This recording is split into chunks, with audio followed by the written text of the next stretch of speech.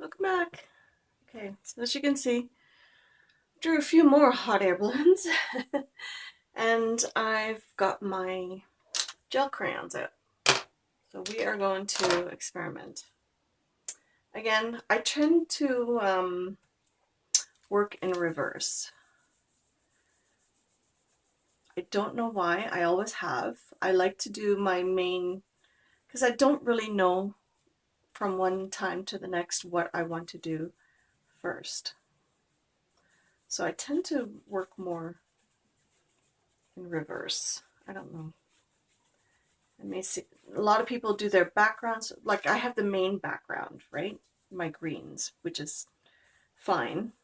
I think it adds a little bit more texture to it in this case. But as you can see with the baby wipe, I can just smudge the gel crayons right over top.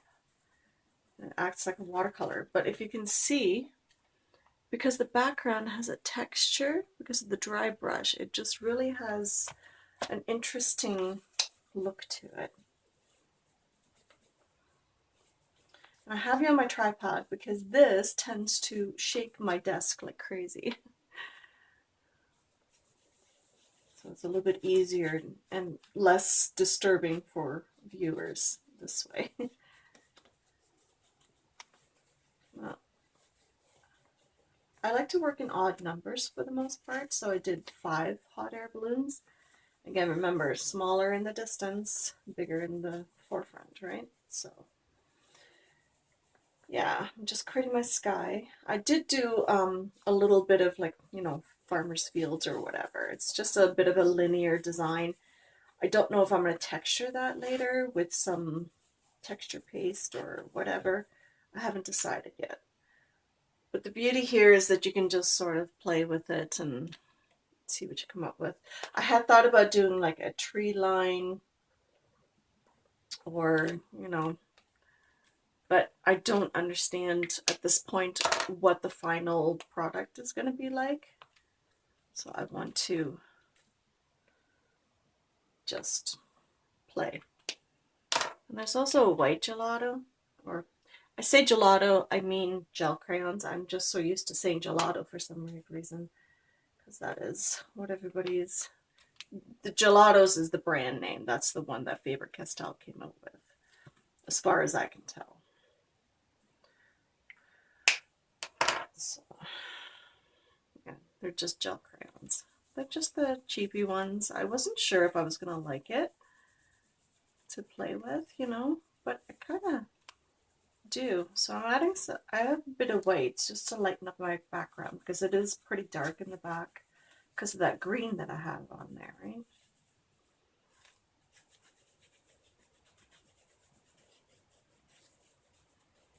I'm not looking for like it's still an art journal page, so it's still mixed media, trying different things. It doesn't have to be perfect. It's not a portrait here that I'm working on. Now what I can do is I can go right over top of the balloons and I can color them in later if I find, and I can even go over top of this one a bit if I wanted to, but that's going to be my brightest one anyway because that's the one I worked on first. As you can see, you'll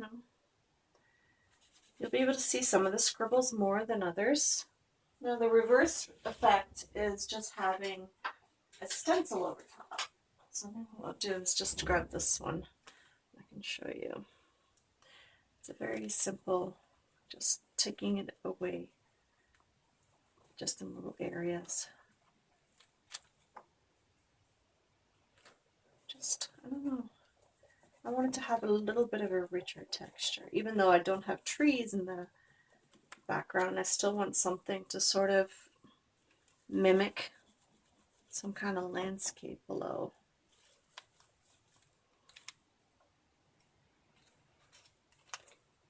And I have a habit of not cleaning my stencils, unfortunately. So this is what happens. They turn all different colors after a while.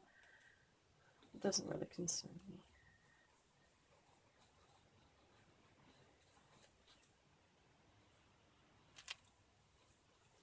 It's just adding a different layer to it. Now I might find that I don't like it later. That's okay. I might just go over it again. You know, whatever suits the muse at the time, I suppose. The whole idea is just to try different things and experiment. You never know what you're going to end up with. That is always the thing, right? That's just a bit more whimsical this way, I find, anyway.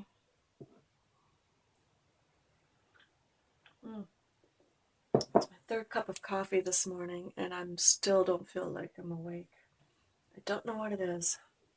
Okay, I'm just going to take my water, and I am going to lay down some color. This is just one of those little, self-cutting healing mats or whatever. All I'm going to do is put a few colors on there. For some reason, I've been working with a lot of purples and pinks. I don't know, maybe I need to change my repertoire a little bit. Now, you can go over it just like this, and then use the wipe and just sort of, lay down the first color. But because you have so many colors underneath, you'd never know what you're going to end up with, which is kind of nice. I might actually do that for some of these, just to speed up the process a little bit. And a baby wipe works really well for this. I mean, a brush will give you a little bit more control.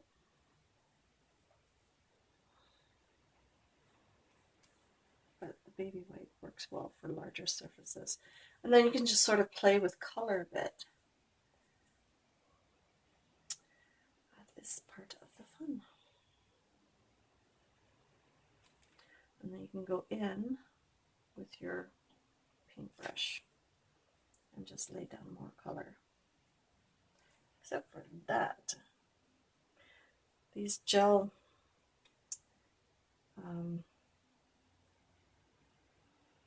crayons, they have quite a bit of pigmentation, but it's like it acts like a shoe polish, so it kind of crumbles a little bit, and you get these little chunks, and if you don't really mush them down and mush them with some water and a brush, you're going to end up with these chunks of color, of pigment on your page, which, if that's the look you're going for, fine, but not me. Not in this case, anyway. And the beauty of this, if you don't like it, you go over it with a baby wipe, you clean it off, or you just keep building the color, It's really simple to work with. Even simpler than watercolors, I find, which is nice. And again, play with it a bit. See what happens. You can add as much color as you want, as little color.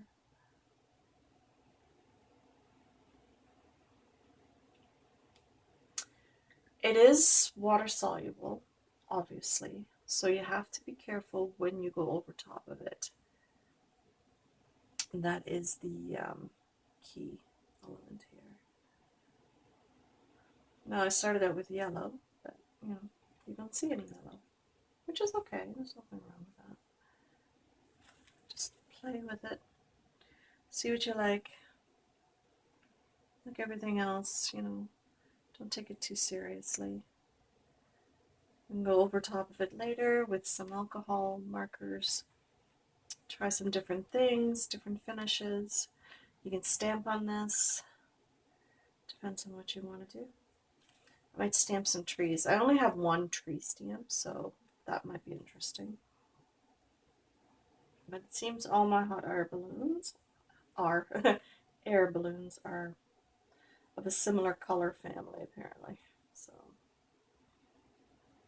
but because this one is an alcohol ink, right? So it's a lot brighter, and the other ones are definitely a lot lighter. But that's okay, because we can still go over top of it with alcohol inks later. if we wanted to. It is not a problem.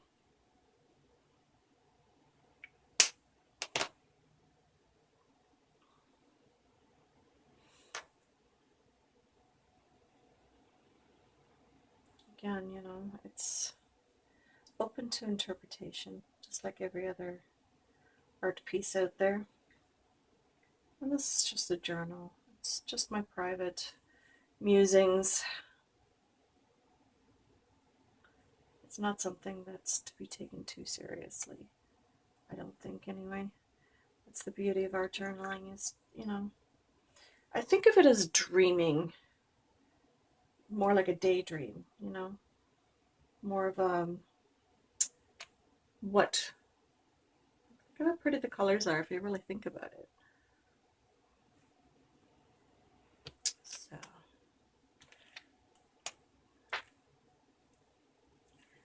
these are my green fields. Again, you know,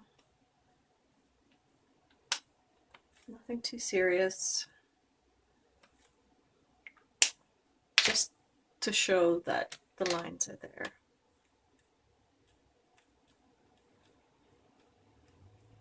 I usually do try to work in different color tones because it adds a little bit more depth to a piece. I can just grab my clean baby wipe. I should probably buy stock in baby wipes. Which I could really benefit. You know, I think the dividends would probably pay for all my art supplies over time.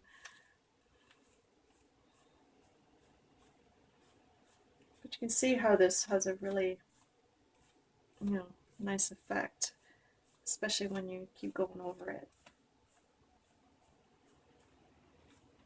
And because the background is already green this way, you know, it lends itself to more depth. And you can just sort of play with it. And if you want more color, you can add more color. If you want less, you can leave it. But you get the idea of it, right? So, again, I don't know what I want to do. It's all just playing. And I don't even have a title for it. So, I don't know. I might just want to add a little bit of green. I could use a whiter paintbrush too. You do either one. And if you take some of the water off, you have more like a control, like, you know, a little bit more like a baby wipe kind of thing where you can control, but still smudge the color a little bit.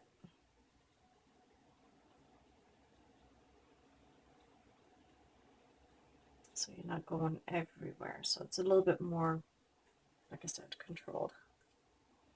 So.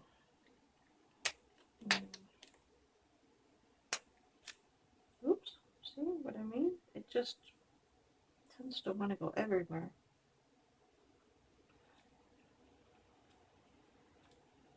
And there's another chunk, not what I want.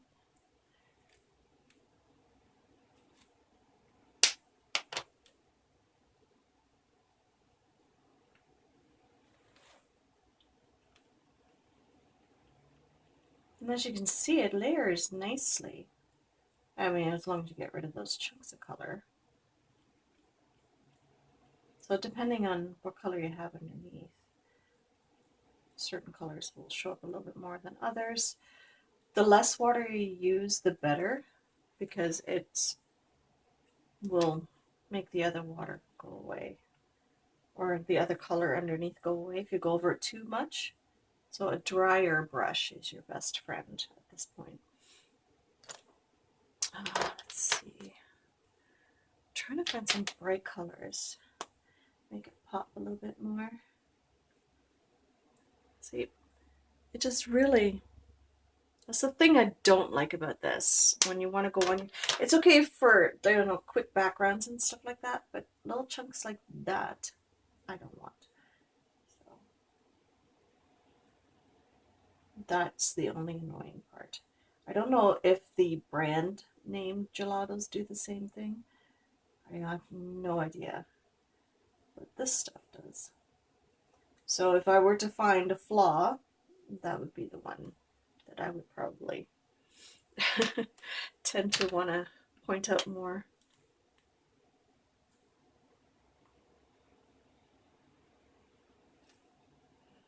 But for the price, you can't really go wrong. It's just a question of being aware of it.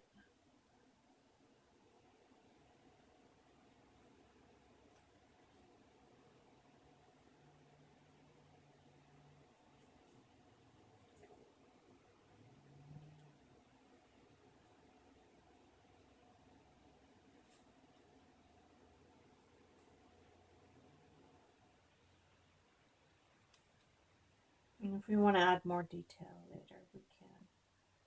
The alcohol ink markers will just go over top nicely.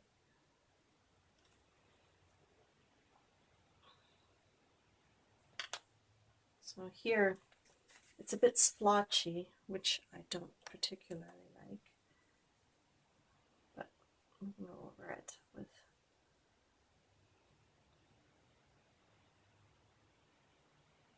See how it's taken away some of that color? Now it could be because I didn't blend it properly.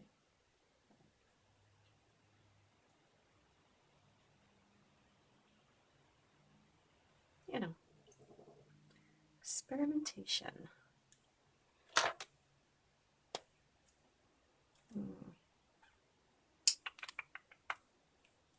Blue in there, I think.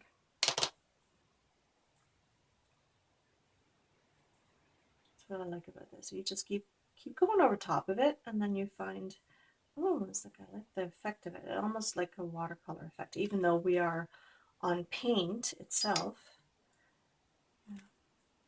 Once it dries, it has this watercolor effect, which I really do enjoy.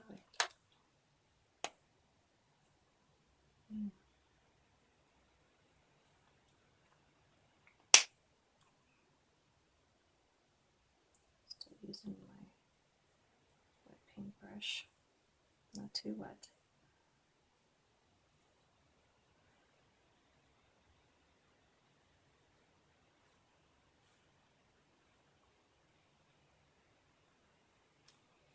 And sometimes not touching it for a bit and letting it dry between coats is probably a good idea. So this one, you know how it stands out because it is a lot closer, but I don't like the full effect of it. So what we're going to do is I'm going to take a little bit of pink to it and see if I can blend it in a bit.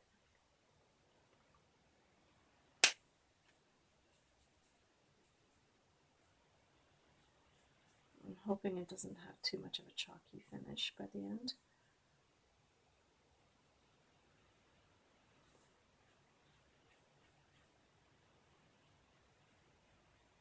Alcohol ink markers did blend actually not too badly on this. I want a bit more of a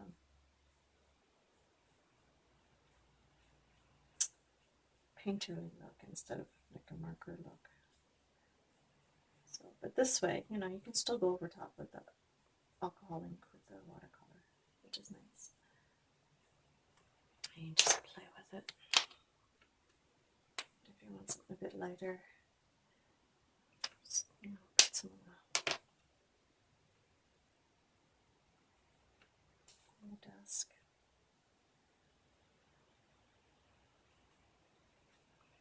I've never been in a hot air balloon before. I'm afraid of heights, so you know, I live vicariously through pictures.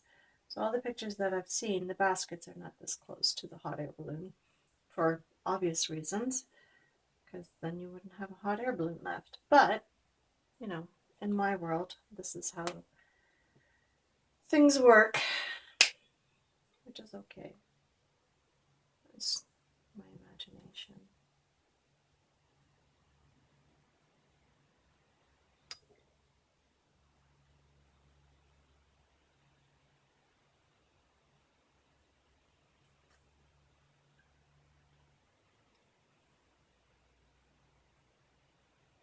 still want to be able to see part of the drum that I made originally.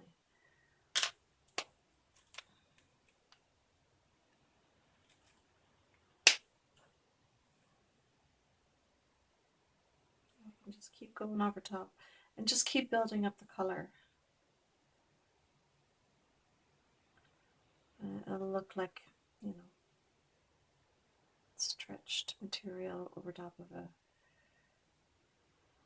area that would normally not have it. Because there's lots of different nuances to a hot air balloon. It's the way they stitch them together. You know.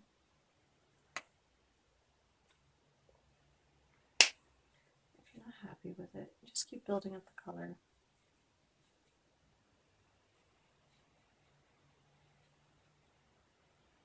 Which is fine. Just sort of try to go in the direction of as to where the lines would go. Like when the hot air balloons are stitched, you know, they have that curve to it. So if you try to go in line with the curve, obviously you'll have a better chance of making it more realistic looking. I think this one needs to be a bit more orangey colored.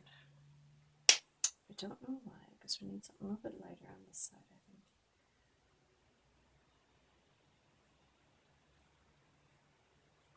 I've seen some really interesting hot air balloons out there. There's some really different ones, you know, animal shapes and caricatures. My goodness, the coffee is not helping me this morning.